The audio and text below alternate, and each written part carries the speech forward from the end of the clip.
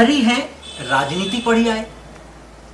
इसका जिक्र मैं करता रहा हूं। ये सीधा सीधा तंज है, सीधा सीधा व्यंग है, सीधी सीधी उलाहना है, सीधा सीधा उपालंब है।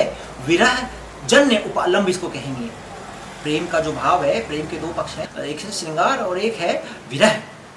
ठीक है, मिलन का जो भाव है वह श्रृंगार में इसको हम समझते हैं, और जो विरह का भाव है वो उसको हम जो है विप्रलंब श्रृंगार कहते हैं, वियोग श्रृंगार कहते हैं। तो विरह जन्य जो उपालंब है उसका आप बेहतरीन उदाहरण यहाँ पे देख रहे हैं। पहली पंक्ति में है उक्ति वैचित्र है, वैदग्ध्य है, व्यंग है और मारक है और प्रभावशाली है।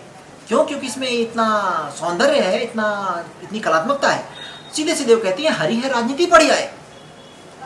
एक प्रेयसी, एक प्रेमी दूसरे प्रेमी को कह रही है कि आप राजनीति पढ़ाए हैं, है ना। आप मतलब इसके काव्य कौशल के बारे में आप इस एक पंक्ति पर मेरा ख्याल है जितना लिख दें उतना कम है। हरि है, राजनीति पढ़ी आए। हरि जो है राजनीति पढ़ाए हैं, हरि समझदार हो गए हैं, बड़े विद्वान हो गए हैं। समुझी बात कहत मधुकर के, समाचार सब पाए। मधुकर, एक तो मधुकर कौन है? भंवरा, मधु का जो पान करने वाला है। और यहाँ पर उन्होंने मधुकर उद्धव को भी कहा है। समुझी बात कहत मधुकर के, समाचार सब पाए। हमें सारा मामला हमारे आंखों के सामने आ गया है। हम देख पा रहे हैं क्या बात हो रही है, क्या हो क्या रहा है हमारे साथ, और कृष्ण के साथ क्या हो रहा है, और ये क्या मामला है पूरा हम समझ रहे हैं। समुझी बात कहत मधुकर के, जो उद्धव आकर के कह रहे हैं वो भंवरे से कह रही हैं कि हम सारी बात समझ रहे हैं, पूरी चीज साफ साफ दिख रही है। अब एक अति चतुर होते पहले ही, एक तो ये जो छलिया कृष्ण है, ये जो कन्हैया है, ये जो बंसी बजैया है, एक अति चतुर होते पहले ही। एक तो पहले से ये उलाहना देखिए, इससे बेहतर उलाहना क्या हो सकती है। मैंने पिछले बार भी आपको ऊपर तीसरा पद पढ़ते हुए इसका उदाहरण दिया था। उलाहना का देखिए, उपालंब का क्या बेहतरीन उदाहरण है।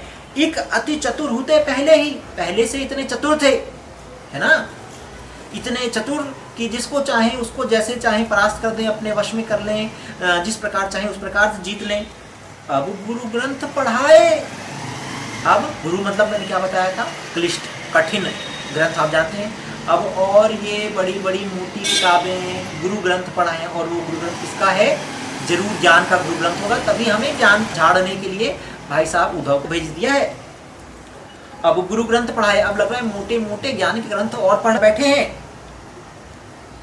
बड़ी बुद्धि जानी जो उनकी, ये कटाक्ष देखिए कर रही हैं, वो कह रही हैं कि ये जो उनकी बुद्धि बढ़ गई है, ये दिख रहा है, समझ आ रहा है। जोग संदेश पठाए, ये जो गुरु ग्रंथ उन्होंने पढ़े हैं, इनकी वजह से उनकी जो बुद्धि में वृद्धि हुई है, बड़ी बुद्धि जानी उनकी, जो हमें समझ में आ रहा है, तभी उसी के फलस्वरूप ये हमें योग का संदेश, ज्ञान का संदेश, निर्गुण काव्य का संदेश, परम ब्रह्म को, जो निर्गुण परम ब्रह्म है उसको समझने का, जीवन के रोग शोक क्लेश राग से मुक्त होने का संदेश, जो निर्गुण परम ब्रह्म है उसको समझने का संदेश हमें भेज रहे हैं। ये जो योग संदेश है, इनकी बुद्धि जरूर ज्यादा, कहते हैं ना, जरूरत से ज्यादा होशियार हो गया है, तो वही इतने इससे ज्यादा कटाक्ष कोई क्या करेगा, और कृष्ण पर कटाक्ष कर रहे हैं। बड़ी बुद्धि जानी उनकी, जो योग संदेश पठाए, है ना, योग और ज्ञान का संदेश जो उन्होंने हमारे लिए भेजा है। उद्धव भले लोग आगे के, हे उद्धव, हे ज्ञान के सागर, और ये व्यंग है। उद्धव भले लोग आगे के, आगे का मतलब जो पहले के लोग थे वो बेचारे भले लोग थे। परहित डोलत धाये, परहित मतलब दूसरों के हित के लिए, डोलत धाये, धाये मतलब दौड़ना, डोलना मतलब गति में आना, है ना। दूसरों के हित के लिए परेशान रहते थे, प्रयासरत रहते थे, चिंता में रहते थे, सारी कोशिशें करते थे, दौड़कर उनके लिए जो भी हो सकता था, मतलब, है ना, पूरी शिद्दत से लगे रहते थे। उद्धव भले लोग आगे के, पहले के लोग कैसे थे? परहित डोलत धाये, दूसरों के हित के लिए तत्पर रहते थे। अब अपने मन फेर पाई है, चलत जो हुते चुराए। अब क्या हम अपने मन को फेर पाएंगे, वापस ले पाएंगे?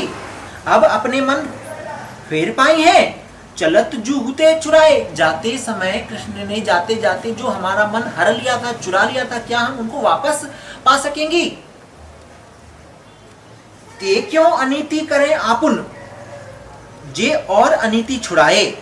वे, ते मतलब वे, क्यों मतलब क्यों, अनीति, अनीति का मतलब नीति के विरुद्ध जाना, करें आपुन, वे क्यों अनीति कर रहे हैं, जो और अनीति छुड़ाए, जो पहले औरों को अनीति के मार्ग से मुक्त करते थे, नीति के मार्ग पर लाते थे, जो कोई गलत रास्ते पर जाता था उसको उस गलत रास्ते से मुक्त करते थे, वे क्यों अनीति का मार्ग ले रहे हैं? ते क्यों अनीति करें आपुन, वे क्यों अनीति कर रहे हैं स्वयं, जे और अनीति छुड़ाए।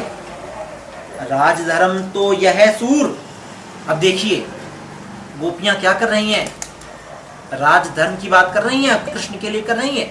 राजधर्म, जब मैंने कहा शासन की बागडोर जब वो निरंकुश हो जाए, जब वो अपने कर्तव्य से विमुख हो जाए, तब साहित्यकार जो है उसका साहस देखिए, और उन्होंने गोपियों को अपना वक्ता बनाया है, और ये बिल्कुल जायज है, काव्योचित न्याय कहिए इसको। तो राजधर्म तो यह सूर, जो प्रजा न जाहि सताए। राजधर्म तो यह सूरदास लिखते हैं, और गोपियां कहती हैं कि राजधर्म तो यही है उद्धव, कि प्रजा को न सताया जाए।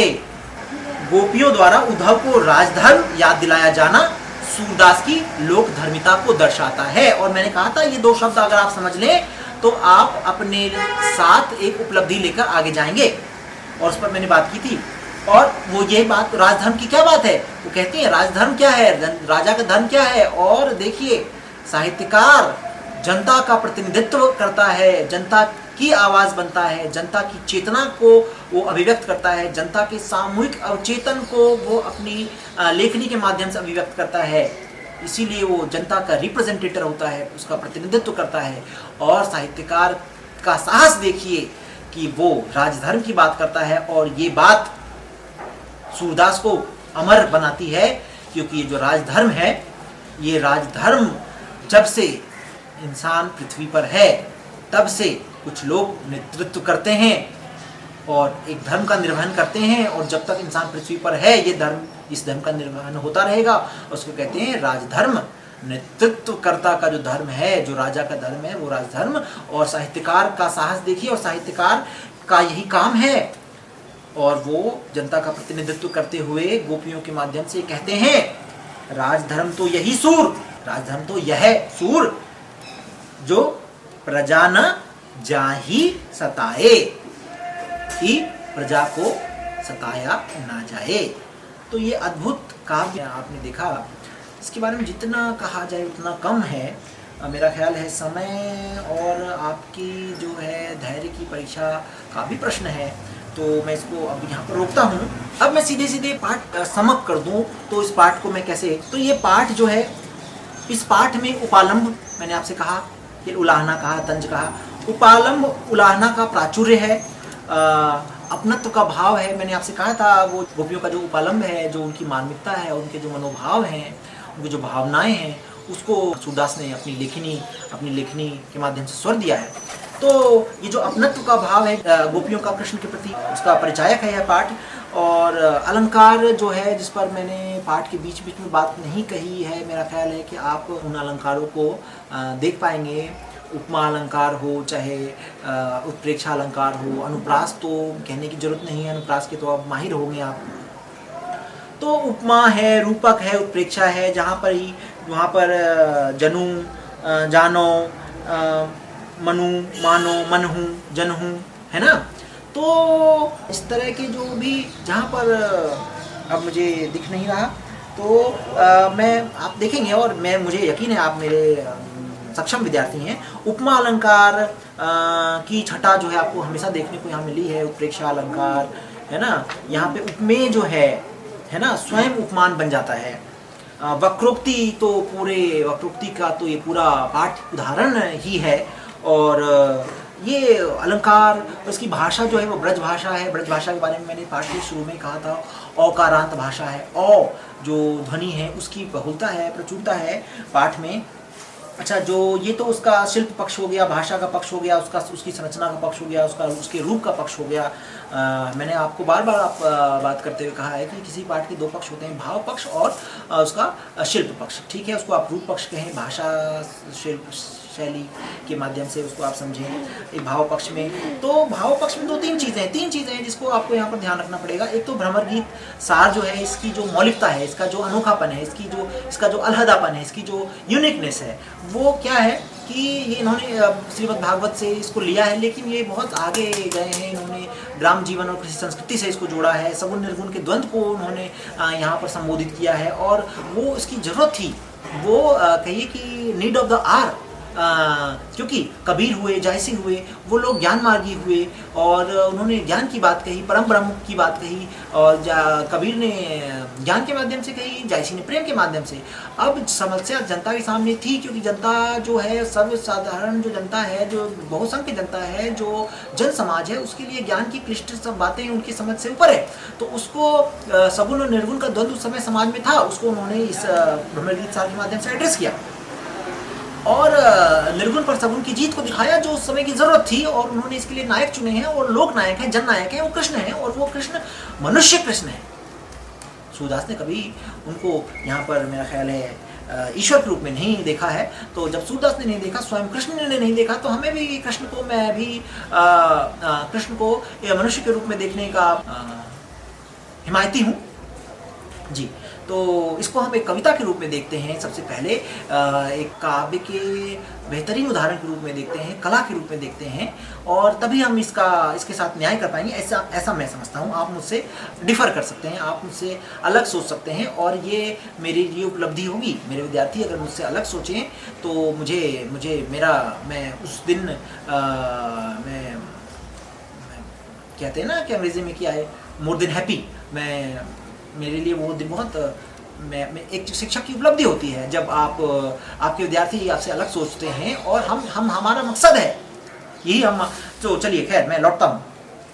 तो मैं आपसे कह रहा था कि जो इसका जो कथ्य है, इसमें सबसे पहले जो सगुण और निर्गुण का द्वंद्व है, इसके बारे में बात आपको समझनी चाहिए। अच्छा, और इसकी जो मौलिकता है, इसमें सगुण निर्गुण द्वंद्व के बारे में आप समझिए। वक्रोक्ति विधान, जो वाग वैदग्ध्य है, जो उक्ति वैचित्र है, जो उपालंब की जो कला है, ये इसकी मौलिकता है। और प्रेम तत्व का विशद चित्रण, मैंने इसके बारे में बहुत विस्तार से बात की, आगे फिर से बात करने जा रहा हूँ, क्योंकि इसके कथ्य का जो दूसरा महत्वपूर्ण पक्ष है, वो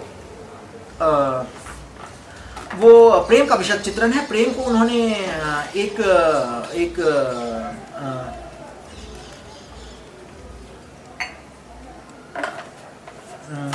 उन्होंने एक जीवन के सर्वोत्तम, सबसे शक्तिशाली, सबसे सुंदरतम पक्ष के रूप में, सबसे सुंदरतम शक्ति के रूप में प्रतिष्ठित किया है। मैंने आपसे इस बारे में चर्चा की है, और मैं सिर्फ समअप करते हुए, इशारा करते हुए, आप मेरे लेक्चर में आप देखेंगे, मैंने इसके बारे में डिटेल से बात की है। तो प्रेम की विराट कल्पना इस पाठ की उपलब्धि है।